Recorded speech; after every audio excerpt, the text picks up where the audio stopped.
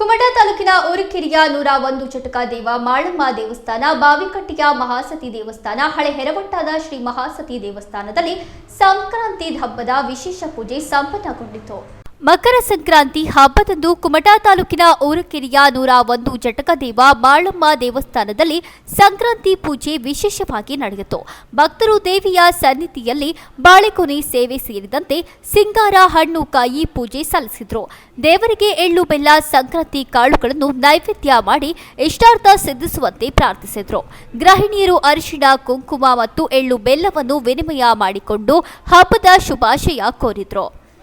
ಅದರಂತೆ ಕುಮಟಾ ಪಟ್ಟಣದ ಹಳೆ ಹೆರವಟ್ಟಾದ ಮಹಾಸತಿ ಕಾಲೋನಿಯಲ್ಲಿ ನೆಲೆಸಿರುವ ಶ್ರೀ ಮಹಾಸತಿ ದೇವಸ್ಥಾನ ಸೇರಿದಂತೆ ವಿವಿಧ ದೇವಿ ದೇವಸ್ಥಾನಗಳಲ್ಲಿ ಹಬ್ಬದ ವಿಶೇಷ ಪೂಜೆ ಸಲ್ಲಿಸಿದರು.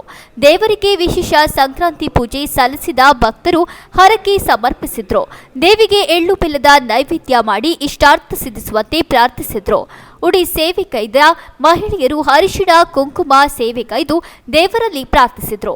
ಈ ಬಾರಿ ಸಂಕ್ರಾಂತಿ ಹಬ್ಬ ಭಾನುವಾರ ಮತ್ತು ಸೋಮವಾರ 2 ದಿನ ಬಂದಿದ್ದರಿಂದ 2 ದಿನಗಳು ಭಕ್ತರು ಸಂಕ್ರಾಂತಿ ಪೂಜೆ ಸಲ್ಲಿಸಿ ಧನ್ಯತೆ ಮೆರೆದರು.